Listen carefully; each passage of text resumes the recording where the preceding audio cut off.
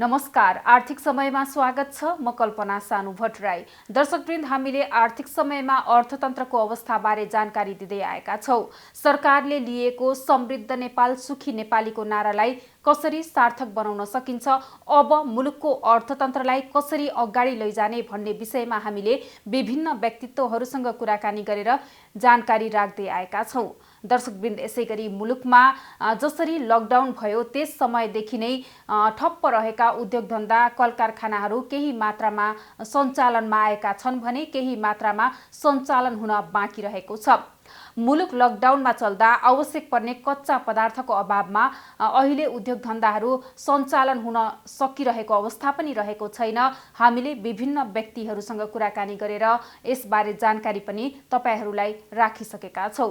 दर्शकवृन्द, यसैगरी आज हामीले आगामी आर्थिक वर्षको मौद्रिक नीति कस्तो आउनुपर्छ तथा मुलुकमा जुन हस्तकला छ, हस्तकलाको अहिलेको अवस्था के रहेको छ, यिनी विषयमा जानकारी दिनेछौं।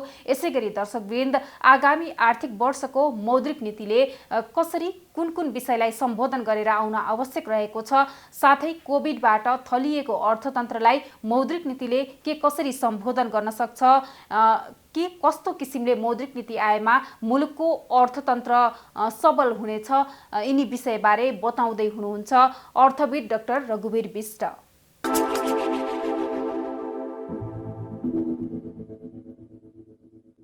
हामीले मौद्रिक नीति अहिलेको सन्दर्भ हामी अर्थतन्त्रलाई हेर्नुपर्छ र अर्थतन्त्र एकदमै सङ्कुचन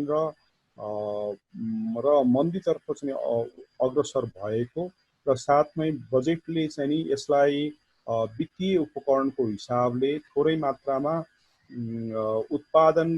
उत्पादनसँग र सम्बन्धित चाहिँ कृषि भयो, व्यवसाय भयो, उद्योग व्यवसाय भयो र सेवा क्षेत्रलाई चाहिँ पुनरुत्थान गर्ने प्रयास गर्ने हिसाबले कर कटौती गरेर विस्तारित चाहिँ वित्तीय उपकरण उपयोग गरेको छ र त्यसको समायोजनको रूपमा त्यसको अर्को पाटोको हिसाबमा मौद्रिक नीतिलाई चाहिँ लिनुपर्ने हुन्छ र त्यसले गर्दाखेरि यो अहिले आउने मौद्रिक नीति चाहिँ उत्पादन, रोजगार र व्यवसाय र व्यापारहरूलाई प्रवर्धन गर्ने र पुनरुत्थान गर्ने हिसाबको कार्यदिशा लिएको मौद्रिक नीति चाहिँ आउनुपर्छ। र यदि त्यो आएन भने चाहिँ हाम्रो उत्पादन क्षेत्र जुन चाहिँ वित्तीय उपकरणहरू प्रयोग गरेर कर कटौतीको नीति हामीले जुन लियौँ त्यो नीतिको चाहिँ उत्पादकत्व र प्रभावकारिता यदि मौद्रिक नीति चाहिँ अर्कै ल्यायौँ भने हुने सम्भावना कम हुन्छ। त्यसले गर्दाखेरि मौद्रिक नीति पनि चाहिँ विस्तारित रूपमा र बजारमा चाहिँ तरलता चाहिँ मौद्रिक मुद्राको चाहिँ उपलब्धता, त्यसको चाहिँ आपूर्ति र तरलता चाहिँ कायम हुने हिसाबमा आउनुपर्ने देखिन्छ।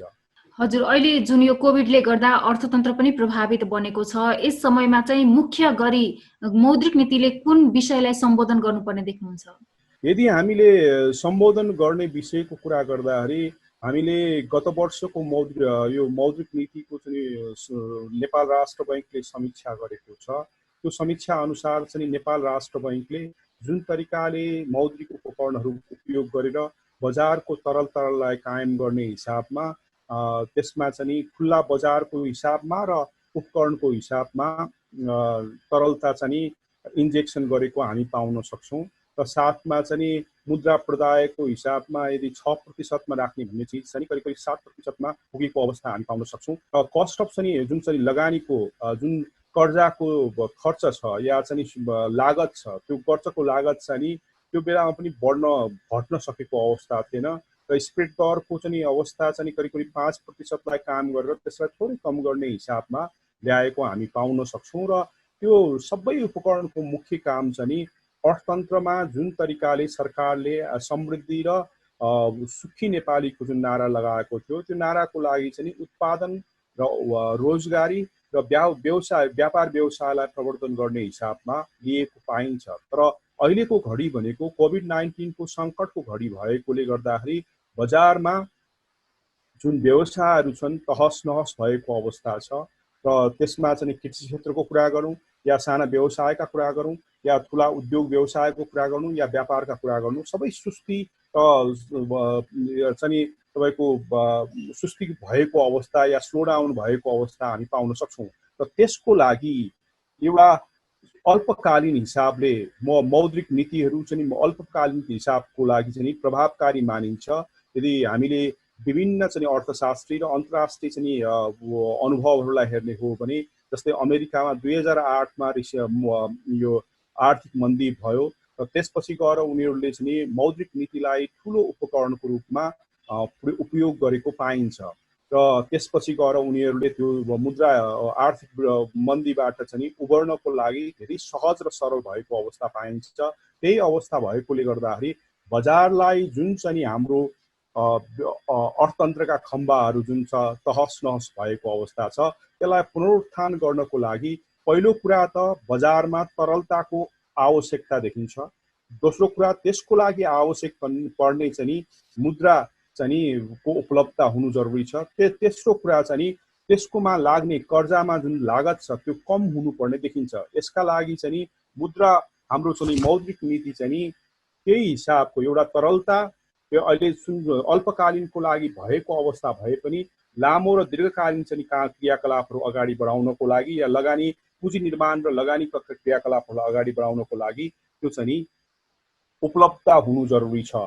र यसमा चाहिँ करिब करिब यदि तपाईँले हेर्नुभयो भने सरकारले 4 खरब भन्दा बढीको कर्जा आन्तरिक बजारबाट उठाएको अवस्था छ।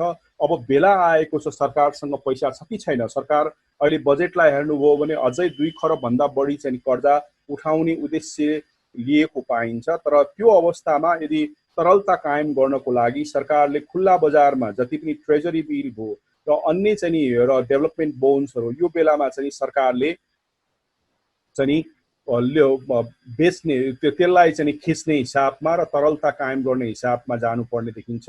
र दोस्रो कुरा चाहिँ जुन चाहिँ यो ब्याज दर छ त्यो ब्याज दरलाई थोरै मात्रामा कम गर्न सक्ने या कम गर्ने बाटोमा हामीले लिएर जानुपर्छ। त्यसमा चाहिँ स्प्रेड दरलाई कसरी घटाउन सकिन्छ या भन्ने कुराहरू सोच्नु जरुरी छ।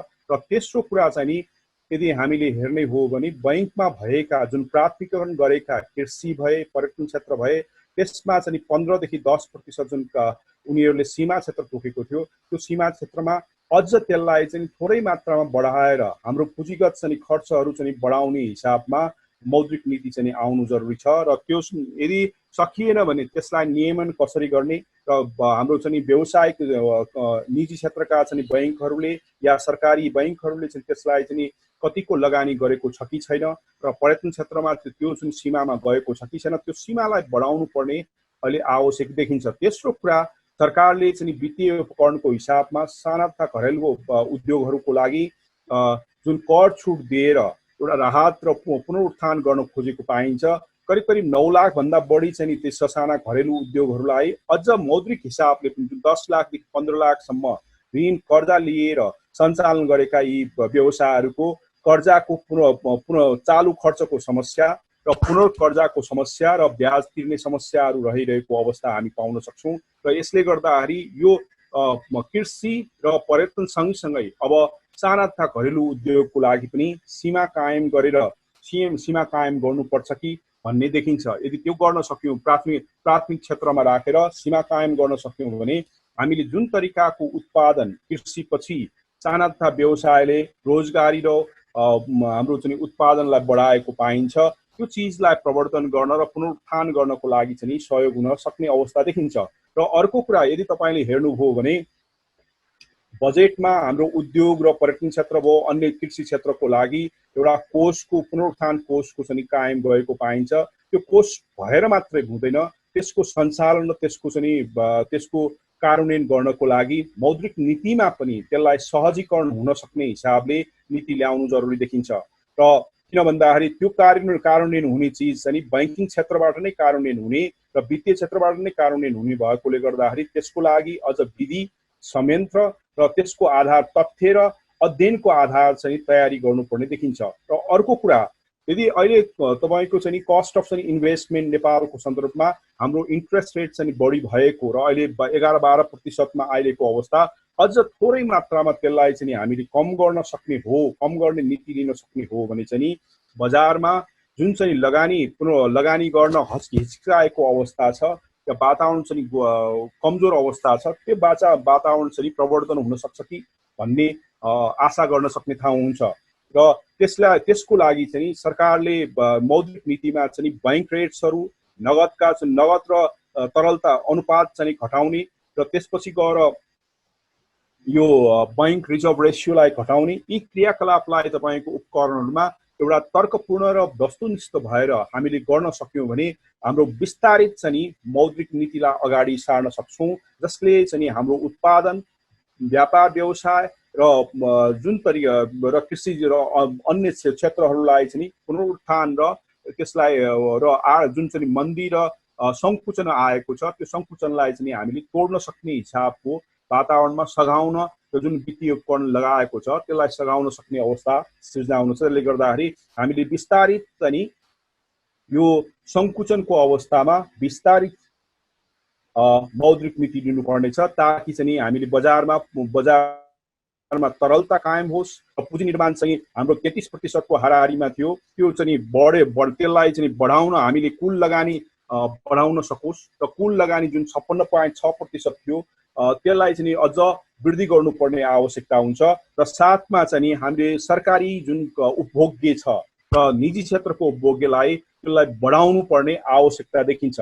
र यसरी हामीले यो सबै संलग्न गरेर उपकरणहरूलाई प्रयोग गरेर गर्न सक्यौँ भने हाम्रो मौद्रिक नीति चाहिँ विस्तारित हुन्छ र यसले वित्तीय उपकरणले लिएको जुन नीति छ त्यसलाई सघाउने र अझ चाहिँ पुनरुत्थानका कार्यक्रमलाई तेजोगति बढाउन सक्ने अवस्था हुन्छ, जसका कारणले गर्दाखेरि सरकारले आफूले पनि लगानी गरेर र साथमा चाहिँ निजी क्षेत्रलाई पनि अझ आत्मविश्वास बढाउने हिसाबमा क्रियाकलाप बढाउन सक्ने वातावरण तयारी हुन्छ, जसका कारणले गर्दाखेरि कृषि क्षेत्र होस्, उद्योग व्यवसाय होस् या पर्यटन क्षेत्रमा जुन चाहिँ बन्द भएका चाहिँ व्यवसायहरू पुनर्सञ्चालनमा आउने र त्यस पुनर्सञ्चालनमा आउनु र पुनरुत्थान तपाईँको चाहिँ मेन्टेनेन्सको आवश्यक भएकाहरूलाई चाहिँ मेन्टेनेन्स गर्ने, यो वातावरण तयारी भएर पुँजी निर्माण र लगानीको वातावरण तयारी हुने सम्भावना देखिन्छ। यद्यपि अहिले हामी कोभिड-19 को जुन चाहिँ असर चाहिँ बढ्दै गएको अवस्था छ, यो यदि हामीले नियन्त्रण गर्न सकेनौँ, यसमा कमी आएन भने यो वर्ष हाम्रो अर्थतन्त्रमा कोभिड-19 ले ठुलो मात्रामा लिभिङ टुगेदरको कुरा गर्नुहोस्, यो नयाँ चाहिँ जीवनका कुरा गर्नुहोस्, नयाँ आर्थिक क्रियाकलापका जे कुरा गरे पनि यसले हामीलाई चाहिँ नकारात्मक असर पार्ने देखिन्छ, जसले गर्दाखेरि सहरमा चाहिने श्रमिकहरू गाउँमा अड्किने हुन्छ र जसका कारणले गर्दाखेरि सहरमा भएका जुन आर्थिक क्रियाकलापहरू र व्यापार व्यवसायहरू त्यो चाहिँ हामीले जे सोचेका छौँ त्यो आशा गरे अनुसार चाहिँ सुचारू गर्न सक्ने अवस्था हुँदैन।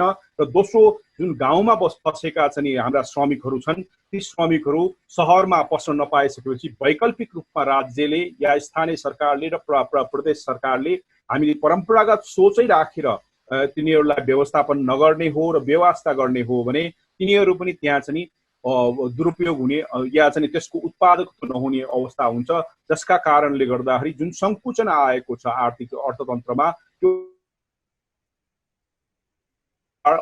त्यो बढेर बढ्ने सम्भावना हुन्छ र यसलाई ध्यानमा राखेर चाहिँ हामीले यो मौद्रिक नीतिलाई बनाउनु पर्ने र त्यसलाई कार्यान्वयन गर्नुपर्ने देखिन्छ। हजुर, बजारमा तरलता प्रवाह बढाउन मौद्रिक नीतिबाट हुनुपर्ने प्रावधानहरू के रहेका छन् त? मैले यसमा पनि भने, तर यसो छ, केन्द्रीय बैंकले चाहिँ के गर्न सकिन्छ भन्दाखेरि अहिले जति लोन सरकारले लिएको छ, कर्जा लिएको छ, त्यो कर्जा चाहिँ ट्रेजरी बिल बोर्ड, डेभलपमेन्ट बोन्ड्सहरू भए त्यो फिर्ता गर्न सकेर तरलता चाहिँ बजारमा राख्न सकिन्छ। कति आवश्यकता छ, यो सङ्कटको घडीमा अझ बढी हामीलाई तरलताको आवश्यकता पर्न सक्छ, किन भन्दाखेरि माहौल बनाउनु पर्ने हुन्छ। र दोस्रो कुरा, त्यसपछि गएर जुन चाहिँ हाम्रो निजी बैङ्कहरूमा छ त्यसमा चाहिँ भएका चाहिँ तरलतालाई उपयोग गर्नको लागि प्राथमिकतालाई चाहिँ एकदमै नियम र एकदमै कडा साथ चाहिँ त्यसलाई चाहिँ कार्यान्वयन गर्नुपर्ने हुन्छ र यसमा यो मौद्रिक नीतिमा घरेलु तथा उद्योग व्यवसायको लागि पनि सीमा चाहिँ तोकिनु पर्ने आवश्यकता देखिन्छ। र साथमा चाहिँ यदि हामीले चाहिँ अन्य चाहिँ सङ्कटमा परेका व्यवसायहरू छन्, जुन चाहिँ हामीले उद्योगमा पनि कुनमा परेको छ, र त्यसपछि गएर सेवा क्षेत्रमा कुन कुन पर्यटन क्षेत्रको भएको छ, यसमा अन्य सेवा क्षेत्रको विषयमा कुन कुनमा असर परेको छ, त्यसको लागि चाहिँ सीमाङ्कन र प्राथमिकता हामीले गर्न सक्यौँ भने एउटा तरलताको वातावरण चाहिँ र उत्पादकत्व हिसाबमा हाम्रो तरलता लगानी र पुँजी निर्माण हुने देखिन्छ। अर्को कुरा तरलताको लागि सवालमा चाहिँ बैंक रेटलाई चाहिँ घटाउनु पर्ने देखिन्छ र दोस्रो कुरा तपाईको चाहिँ नगद अनुपातलाई चाहिँ घटाउनु पर्ने देखिन्छ। यदि गर्न सक्यौँ भने हाम्रो चाहिँ तरलता बजारमा उपलब्धता अझ बढी हुनेछ। तेस्रो कुरा जुन चाहिँ हाम्रोमा 25%, 35%, 40% जुन नाफा कमाउने या बैंकिङ क्षेत्र नाफा या व्यवसाय ले चाहिँ नाफा कमाउने चाहिँ हाम्रो अभ्यास चलिरहेको अवस्था छ, त्यसलाई चाहिँ अहिले सङ्कटको घडीमा सीमाङ्कन गरेर त्यसलाई 20% या 20% सरकारले घोषणा गरे, यो अघिल्लो चाहिँ मौद्रिक नीतिमा घोषणा गरेको अवस्था छ, त्यसलाई चाहिँ हामीले नियमन गरेर अझ कडाउका साथ गर्न सक्यौँ भने बैंकिङ सेक्टरमा पनि वित्तीय क्षेत्रमा चाहिँ अझ पुँजी लगानी गर्नको लागि पुँजीको वातावरण बन्थ्यो र त्यो वातावरण बनिसकेपछि अझ पुँजी हामी तरलताको व्यवस्थापन गर्नको लागि सहज र सरल हुने अवस्था देखिन्छ। र चौथो कुरा चाहिँ हामीले सरकारले जुन चाहिँ तरिकाले तरलता आन्तरिक बजारबाट 2 खरब रुपियाँ चाहिँ उठाउँछु भन्ने उद्देश्य र महत्त्वकांक्षा राखेको छ, त्यो महत्त्वकांक्षालाई त्यागेर अहिले चाहिँ बजारको जुन तरलता छ त्यसलाई लगानी र पुँजी निर्माणमा जोड दिएर हाम्रा उद्योग व्यवसाय चाहिँ जुन सङ्कटमा परेको छ त्यसको चाहिँ पुनर्कर्जाको लागि या चाहिँ तपाईँको पुनर्लगानीको लागि, पुनर्कर्जाको लागि र त्यसपछि गएर सिड मनीको लागि र चालु पुँजीको लागि र अन्य खर्च जुन जुन आउँछ त्यो चिजको लागि चाहिँ व्यवस्थापन गर्न सक्यौँ र परिचालन गर्न सक्यौँ भने तरलताको वातावरण चाहिँ उत्पादकमुखी हिसाबमा चाहिँ परिचालन हुने सम्भावना हुन्छ। र अब त्यो भएन, यदा तरलता त भयो तर तपाईँको परिचालन चाहिँ फेरि हाम्रो सङ्कटको अर्थतन्त्रको जुन सङ्कटलाई सम्बोधन गर्ने हिसाबले भएन भने फेरि सङ्कट आउने अवस्था हुन्छ। अनि त्यो पाँचौँ कुरा चाहिँ र जुन राज्यले 25% चाहिँ कर्जा या चाहिँ डिपोजिट बाहिरबाट ल्याउने भनेर निजी क्षेत्रलाई जिम्मेवारी दिएको छ या चाहिँ अनुमति दिएको छ, त्यो अनुमतिलाई चाहिँ नियमन गरेर अझ त्यसलाई प्रोत्साहित गर्ने हिसाबको वातावरण तयारी गर्नुपर्ने हुन्छ। र छैटौँ कुरा चाहिँ जुन चाहिँ जनताहरूले पैसा राखेको छ अल्प समयमा चाहिँ उनीहरूले चाहिँ बैंक वित्तीय क्षेत्रबाट डिपोजिटहरू चाहिँ कम विथड्र गर्न सक्ने वातावरण तयारी हुन्छ।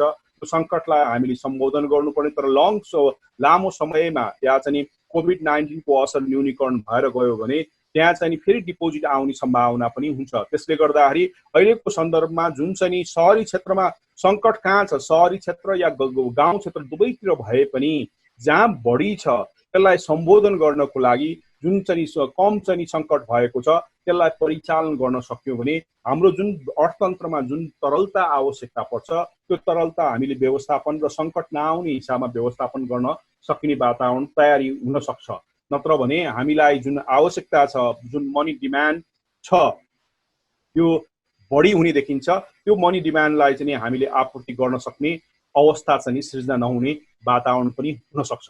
त्यसले गर्दाखेरि तरलता नै मुख्य कुरा। र सातौँमा चाहिँ हामीले कस्ट अहिलेको सङ्कटको घडीमा मान्छेले जुन चाहिँ ब्याज दर कमी त भइरहेको छ तर ब्याज दर चाहिँ अझै पनि बढी भएको कारणले गर्दाखेरि त्यसलाई चाहिँ हामीले उद्योग व्यवसाय र कृषि क्षेत्र र लगानीकर्ताहरूलाई चाहिँ अझ प्रोत्साहित गर्नको लागि र साथमा चाहिँ पुँजी निर्माण चाँडो गर्नको लागि हामीले चाहिँ थोरै मात्रामा प्राथमिकता क्षेत्र जुन सङ्कटको जुन क्षेत्रलाई हेरेर र अर्थतन्त्रको चाहिँ मुख्य खम्बाहरूलाई ध्यानमा राखेर यसमा चाहिँ थोरै मात्रामा कर्जाको चाहिँ ब्याज दर घटाउन सक्यौँ भने हामीलाई चाहिँ अझ त्यो चाहिँ कर्जाको जुन तरलता हामी चाहिँ बजारमा ल्याउँछौँ त्यसले चाहिँ एउटा माहौल तयारी गर्ने हुन्छ र त्यसले गर्दाखेरि शेयर बजारहरू भए अन्य बजारहरू चाहिँ चलायमान र गतिशील वातावरण तयारी हुन सक्छ। अन्यथा चाहिँ यदि यो सबै कुरा गर्दा गर्दै कोभिड-19 चाहिँ कति लामो जान्छ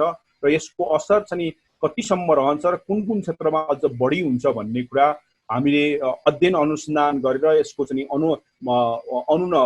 अनुगमन गर्दा गर्दै यसलाई ध्यानमा दिएर अगाडि जान सक्यौँ भने मात्रै यसको एउटा मौद्रिक नीतिको प्रभावकारिता र सक्षमता चाहिँ हामीले देख्न पाउने हुन्छ। हजुर, अहिले जुन यो बैंकमा रहेको तरलता छ त्यसलाई प्रयोग गर्न कसरी सकिन्छ, कसरी त्यसलाई व्यवस्थापन गर्ने? अहिलेको यसो छ, अहिलेको तपाईँ हामी सबैजना दङ्ग परेका छौँ बैंकिङ क्षेत्र वित्तीय क्षेत्रमा तरलता छ भनेर। यदि त्यो तरलता चाहिँ मलाई के लागेको छ भन्दाखेरि यो एकदमै अल्पकालीनको लागि मात्रै पुग्ने तरलता जस्तो लाग्छ। हामीलाई के अनुभव छ, गत वर्षकोमा 2-3 पल्ट हाम्रोमा तरलता सङ्कट आएको अवस्था थियो र त्यसले गर्दाखेरि यो अल्पकालीन र अहिले सङ्कटमा भएकोले गर्दाखेरि र जनताहरू र जो चाहिँ कारोबारी छन् ती मान्छे लकडाउनमा परेको कारणले गर्दाखेरि बैंकमा जुन चाहिँ उनीहरूले निक्षेप गरेका छन् त्यो निक्षेप चाहिँ निकाल्न नपाएको र अवस्था भएकोले गर्दाखेरि यो तरलता बढी जस्तो देखिएको अवस्था हो। र तर यदि सङ्कटको घडीले सङ्कटले अर्थतन्त्रको जुन सङ्कट छ त्यो सङ्कटमा चाहिँ बढी मात्रामा तरलताको आवश्यकता हुन्छ र बढी मात्रामा माग हुने हुन्छ र यदि लकडाउन खुकुलो भयो भने हाम्रो तरलता कतिको छ के छ भन्ने कुरा थाहा पाइहाल्छ। यो तरलताले लगानी गर्नको लागि र पुँजी निर्माणको लागि आवश्यक जुन चाहिँ तरलता छ त्यो पुग्ने खालको छैन, जसकै कारणले गर्दाखेरि यो तरलताको आधारमा यदि सरकारले कर्जाहरू उठाउने आन्तरिक बजारबाट कर्जा उठाउने प्रयास गरेको हो भने अझ तरलताको सङ्कट हुने सम्भावना हुन्छ र व्यवस्थापन गर्न नसकिने हुन्छ। त्यसले गर्दाखेरि यो कर्जा अहिलेको लागि चाहिँ हामीले एउटा भ्रम भन्न सक्छौँ, अल्पकालीन भ्रम। यो लामो समयको लागि यो पुग्ने चाहिँ तरलता होइन। त्यसले गर्दाखेरि हामी एकदमै सचेत भएर तयारी अवस्थामा भएर र जुन बैंकमा यो अहिले तपाईँले चाहिँ लकडाउन खुल्न साथै यो कुन बैंकले व्यवस्थित रूपमा व्यवस्थापन गरेका छ तिनीहरूलाई चाहिँ यसको असर पर्दैन। जुन बैंकमा चाहिँ तरलताको कमी छ र जसमा चाहिँ कर्जादाताहरूले चाहिँ पैसा तिर्न सक्ने अवस्था छैन र त्यो बैंक चाहिँ सङ्कटमा पर्न सक्छ। त्यस कारणले गर्दाखेरि अहिले यसलाई चाहिँ हामी यसको आधारमा चाहिँ अनुमान गर्न सक्दैनौँ, तर लामो समयको र जुन लगानी छ र उद्योग व्यवसायको र पुनरुत्थानको लागि आवश्यक लगानी छ त्यसको लागि यो कर्जा यो तरलता चाहिँ पुग्ने खालको छैन। जसले गर्दाखेरि हामी एकदमै सचेत हुनुपर्ने आवश्यकता छ। कुनै पनि बेलामा यस्तो सङ्कटको घडीमा यो वित्तीय क्षेत्रलाई पनि नगाज्ला भन्न सक्ने अवस्था छैन। किन भन्दाखेरि एकातिर उनीहरूको जो मान्छेले कर्जा लगेको छ त्यसले कर्जा तिर्न सक्ने क्षमता राख्दैन र साथमा जो मान्छेले निक्षेप गरेको छ त्यसको चाहिँ खर्चयोग्य आय कम भइरहेको अवस्था हामी पाउन सक्छौँ र त्यसले गर्दाखेरि एउटा निक्षेप नआउने र कर्जा पनि तपाईँको चाहिँ ब्याज पनि नआउने तिर्न पनि नसक्ने अवस्था भयो भने तपाईँ बैंकको हालत के हुन्छ भन्ने कुरा सोच्नु जरुरी छ। त्यसले गर्दाखेरि केन्द्रीय बैंक र यो मौद्रिक नीति ल्याउँदाखेरि सरकारले एकदमै सचेत भएर यो अवस्था आउन सक्छ र यो सङ्कट वित्तीय सङ्कट आउन सक्छ भन्ने ध्यानमा राखेर तरलताको व्यवस्थापन गर्नु पर्ने देखिन्छ। अहिलेलाई यो जस्तै यो बजेट चाहिँ हाम्रो प्रस्तुत गर्दाखेरि सबै कोभिड-19 लाई नराखेर 9 महिनाको चाहिँ सबै प्रस्तुत गर्दाखेरि सबै यो चाहिँ बृहत अर्थतन्त्रका चाहिँ सूचाङ्कहरू चाहिँ सकारात्मक थियो र हामीले हेर्दाखेरि राम्रो देखिन्थ्यो। तर त्यसलाई तपाईँले कोभिडलाई चाहिँ जोड्नु भएको भए त्यसमा विकट अवस्था र नसोचेको अवस्था र सङ्कटको चाहिँ सूचनाहरू हामीले पाउन सक्ने अवस्था हुन्छ।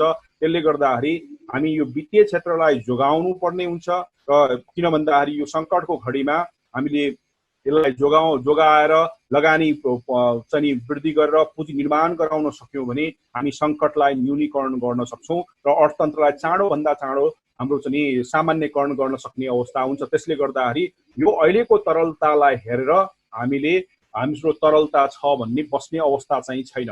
यो तरलता कति घटेको पनि अवस्था होला र लामो समयको लागि र हाम्रो जुन सङ्कटको सम्बोधन गर्न यो तरलताले पुग्नेवाला छैन। यो र त्यस कारणले गर्दाखेरि हामीले र यो मौद्रिक नीति र केन्द्रीय बैंकले यसलाई ध्यान दिनुपर्ने देखिन्छ। हजुर, अहिले जुन यो कोभिडबाट आर्थिक सङ्कट उत्पन्न पनि भएको अवस्था छ, यदि यो समयमा चाहिँ वित्तीय सङ्कट आएमा के हुन्छ? वित्तीय सङ्कट आउने कतिको अनुमान लगाउन सकिन्छ त? अब यसो छ, यसमा चाहिँ नि जो कार्यकारिणीमा बसेकाहरू सबै अन्तर्वार्ता दिन थाल्यो भने तपाईँ अहिले नै भनिदिन्छु वित्तीय सङ्कट आउँछ। तर अब कार्यकारिणीहरूले बैंकको अवस्थालाई हेरेर सूचाङ्कहरूलाई हेरेर त्यसमा चाहिँ तयारी र विज्ञहरूसँग चाहिँ छलफल गरेर तयारी अवस्था बस्न सक्यौँ, तयारी गर्न सक्यौँ भने र योजना बनाउन सक्यौँ भने यो वित्तीय सङ्कटलाई हामी रोक्न पनि सक्छौँ। तर अहिले जति कोभिड-19 बढ्दै जान्छ, मैले भने निक्षेप कम हुने देखिन्छ र कर्जाको चाहिँ ब्याज र कर्जाको चाहिँ हाम्रो चाहिँ रकम चाहिँ फिर्ता आउने सक्ने सम्भावना छैन र यो दुवै चिज र साथमा हामीले चाहिँ डिप्रेसन पनि आउने, जनताहरू बाहिर चाहिँ रोजगारमा गएकाहरू फर्किँदैछन् र डिप्रेसन पनि घट्ने अवस्थाले गर्दाखेरि विकल्पहरू एकदमै कम छ, हाम्रो स्रोत र साधनका विकल्पहरू। र साथमा नेपाल राष्ट्र बैंकले र मौद्रिक नीतिले जुन अनुमति दिएको छ, बैंक बाहिरबाट तपाईँको पैसा ल्याउनलाई पर्मिसन 25% ल्याउन सक्ने पर्मिसन जुन चाहिँ अनुमति दिएको छ, त्यो पनि तपाईँको अहिलेको अवस्थामा कार्यान्वयन हुने अवस्था देखिँदैन। त्यसले गर्दाखेरि हामी कति सक्षमताका साथ, दूरदर्शिताका साथ यथा तपाईँको परम्परागत होइन सङ्कटलाई चाहिँ सम्बोधन गर्ने हिसाबमा कतिको तत्परता छौँ र ध्यान कतिको केन्द्रित गरेका छौँ, त्यसमा यो निर्भर गर्छ।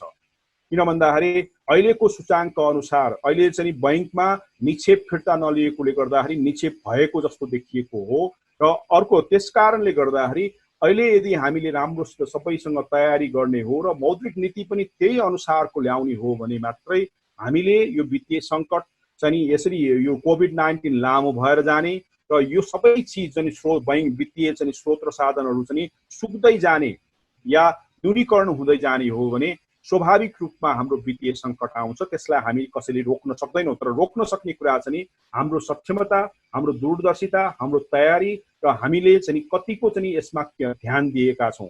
यदि राजनीतिक गफ गर्ने हो र या चाहिँ टेलिभिजनमा तपाईँको कार्यकारिणीहरू सबै यस्तो भयो त्यस्तो भयो भनेर गुनासो गर्दै बस्यो भने त्यसमा सोच्नु होला तपाईँको चाहिँ यो आउँछ। र यसमा पनि अहिले लकडाउन खोल्न साथै केही बैंकहरू त सङ्कटमै पर्नेवाला देखिन्छ र केही बैंकहरू जसले सक्षमता छ उहाँहरूले योजना गरेन भने उहाँहरू पनि सङ्कट पर्न सक्छ। त्यसले गर्दाखेरि यस्तो सङ्कटको घडीमा वित्तीय सङ्कट नल्याउनको लागि हामी एकदमै चाहिँ सचेत भएर आफूलाई तयारी अवस्थामा राख्न सक्यौँ भने मात्रै हामी यस्तो सङ्कटलाई रोक्न सक्ने अवस्था हुन्छ र त्यही अनुसारको केन्द्रीय बैंकले तयारी र मौद्रिक नीति पनि त्यही अनुसारले ल्याउनु पर्ने देखिन्छ।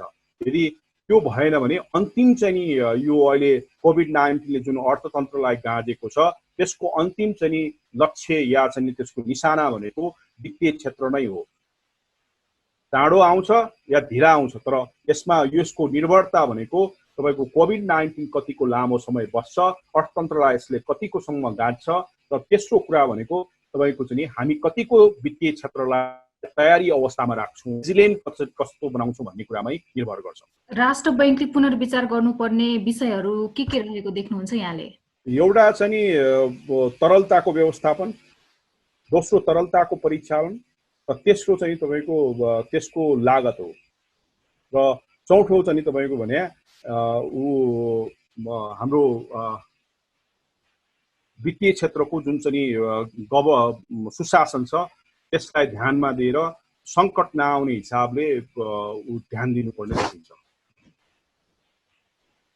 हजुर, यो कोभिडबाट हामीले यता राहतको कुरा गर्नुपर्दा कोरोनाले प्रभावित भएका क्षेत्रलाई हेर्दा कुनैलाई धेरै नै असर गरेको छ भने कुनैलाई कम पनि असर गरेको छ। यस्तो विषयमा चाहिँ राहत चाहिँ कसरी आउनुपर्छ जस्तो लाग्छ? कतिको एकरूपता दिन आवश्यक देख्नुहुन्छ राहतको लागि चाहिँ? यसको लागि विधि र संयन्त्र चाहिन्छ र त्यसको आधार भनेको अध्ययन नै हो। तर नेपालको सन्दर्भमा चाहिँ अध्ययन अनुसन्धान चाहिँ प्रायः जस्तो हाम्रो न्यून प्राथमिकतामा पर्ने गरिन्छ, जसका कारणले गर्दाखेरि केही मन्त्रालयले चाहिँ अध्ययन अनुसन्धानको लागि काम गरेको देखिन्छ तर पूर्ण रूपमा हामीले भएको पाइँदैन। त्यसले गर्दाखेरि मुख्य रूपमा हाम्रो अर्थतन्त्रमा कुन तरिकाले यो कोभिड-19ले असर गरेको छ त्यसको चाहिँ मूल्याङ्कन र अध्ययन अनुसन्धान र गर्नु नै आवश्यकता छ, एउटा कुरा। दोस्रो कुरा, त्यसको आधारमा हामीले वर्गीकरण गर्न सकिन्थ्यो कुन क्षेत्रमा कति असर गरेको छ, कुन क्षेत्रमा चाहिँ कति कम गरेको छ भन्ने कुरा। अहिले हामीले हेर्दै जाँदा सामान्य रूपमा हेर्दाखेरि पर्यटन क्षेत्र चाहिँ सबैभन्दा गाँजिएको क्षेत्रको रूपमा आएको छ।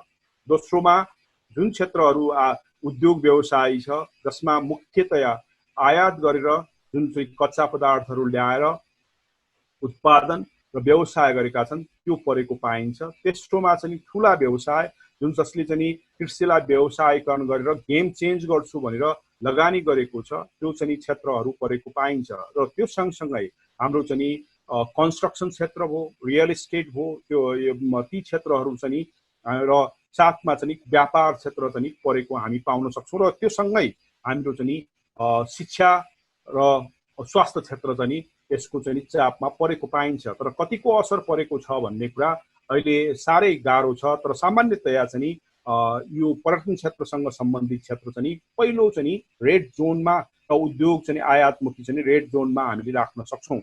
र त्यसले गर्दाखेरि यसलाई चाहिँ एउटा पाटो त्यो भयो। दोस्रो पाटो के छ भन्दाखेरि नेपालको सबैभन्दा समस्या चाहिँ रेकर्ड बेस चाहिँ अभिलेखीकरणको समस्या हो। हामी प्रायः जस्तो व्यापार व्यवसायमा बसेकाहरू कर तिर्न पाएन भने चाहिँ राम्रो हो भन्ने कुरा सोचेर कर छलीका कुराहरू या करबाट भागेका कुराहरू, यसले एउटा समस्या के आएको छ भन्दाखेरि तथ्याङ्क चाहिँ हाम्रो एकदमै अपडेट देखिँदैन। उद्योग व्यवसायका, कृषि व्यवसायका या चाहिँ सेवा व्यवसायका, जस्तै घरेलु उद्योगमा करिब करिब 3 लाख भन्दा बढी त घरमै बसेर काम व्यवसाय चलाउँदो रहेछ। र यो अवस्थाले गर्दाखेरि पहिलो कुरा अभिलेखीकरण चाहिँ भएको भए र उसको चाहिँ पुँजी थाहा हुन्थ्यो, करको चाहिँ कति तिर्दो रहेछ, रोजगारी कतिको हुँदो रहेछ, उसको उत्पादन कतिको हुन्छ, टर्नओभर कतिको छ भन्ने कुरा थाहा हुन्थ्यो। त्यसको आधारमा हामीले चाहिँ अनुमान गरेर तपाईको चाहिँ राहत र पुनरुत्थानका कार्यक्रमलाई विधि र संयन्त्र बनाएर कार्यान्वयन गर्न सकिने अवस्था हुन्थ्यो। तर अहिले सबैभन्दा ठुलो समस्या यो नै छ। अब यहाँ के हुन्छ भन्दाखेरि यो चिजलाई चाहिँ राजनीतिक हिसाबले जुन चाहिँ गर्न थाल्यौँ या बिचौलियाहरू पनि मिसियो भने यसमा जसलाई आवश्यकता परेको छ त्यसले नपाउने अवस्था हुन्छ, जसलाई आवश्यकता परेको छैन त्यसले पाउने अवस्था सृजना हुन सक्छ। त्यसले गर्दाखेरि हामी एकदमै सचेत हुनु जरुरी छ।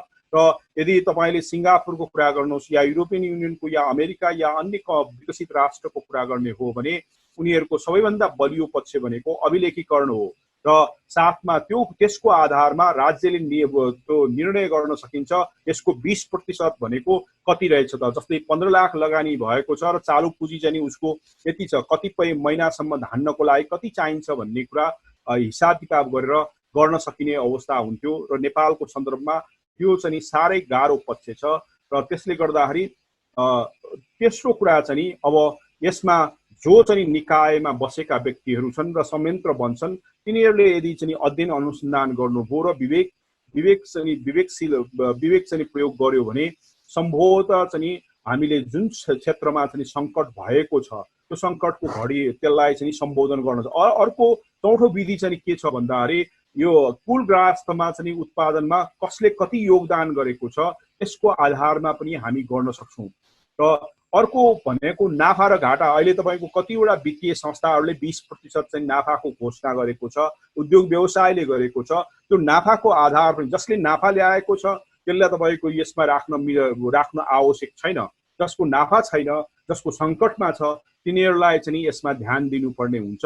र यो ध्यान दिँदाखेरि उसको चाहिँ चालु खर्चमा कसरी गर्न सकिन्छ र त्यसपछि गएर उसको चाहिँ कर्जामा के गर्न सकिन्छ र उसको चाहिँ पुनर्कर्जाको लागि के गर्न सकिन्छ र त्यसको लागि चाहिँ विशेष चाहिँ आर्थिक चाहिँ पुनरुत्थानको चाहिँ कार्यक्रम चाहिँ हामीले अहिले बजेटमा केही मात्रामा यो गर्छौँ भनेर मात्रै राख्यौँ। त्यसको कार्यक्रम विधि र संयन्त्र पनि जोडेर यसलाई चाहिँ गर्न सक्यौँ र अर्थ मन्त्रालय र केन्द्रीय बैंक दुवैको यो संयोजनमा काम गर्न सक्यौँ भने मात्रै त्यो पुनरुत्थान तपाईँको चाहिँ प्रभावकारी हुने देखिन्छ। नत्र चाहिँ समस्या के छ भने नेपालको प्रत्येक चाहिँ सरकारका क्रियाकलापहरू लोभ, मोह र माया र राजनीतिक चाहिँ उद्देश्य र भावनात्मक चाहिँ क्रियाकलापले गर्दाखेरि तपाईँको विवादास्पद भएकोले गर्दा र यो चाहिँ हामीले जहाँ पुनरुत्थान गर्नुपर्ने, जहाँ सङ्कट भएको छ त्यसलाई पुनरुत्थान नहुने र जसमा चाहिँ स्रोत र साधनको विनियोजन पनि नहुने र जहाँ चाहिँ तपाईँको आवश्यक छैन त्यहाँ हुने सम्भावना पनि ज्यादा छ। यसमा हामी सचेत हुनुपर्ने देखिन्छ।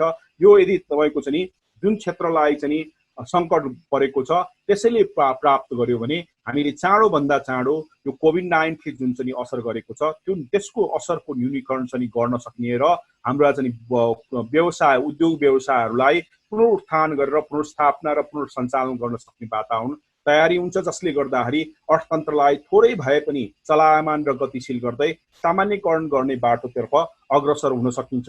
तर अहिले सबै कुरा गर्दा गर्दै आधार के छ भन्दाखेरि कोभिड-19 चाहिँ 10,000 क्रस गरिसकेको अवस्थामा अब आउने तपाईँको 2 महिना या 3 महिनाको हिसाब गर्नुभयो भने 40,000 50,000 पुग्न सक्छ। यो अवस्थामा यी चिजहरू सम्भावना नहुन सक्छ। त्यसले गर्दाखेरि सबै चाहिँ हाम्रो क्रियाकलापहरू राहत र पुनरुत्थानका कार्यक्रमहरूको पनि भविष्य हाम्रो एउटा चाहिँ कोभिड-19 मा भर पर्ने देखिन्छ। र दोस्रो कुरा चाहिँ यसको सरकारले कतिको स्रोत र साधन चाहिँ व्यवस्थापन गर्छ र उसले कतिको चाहिँ यसलाई उदारताका साथ लिन्छ भन्ने कुरा पनि साह्रै महत्त्वपूर्ण विषयवस्तु हुन सक्छ।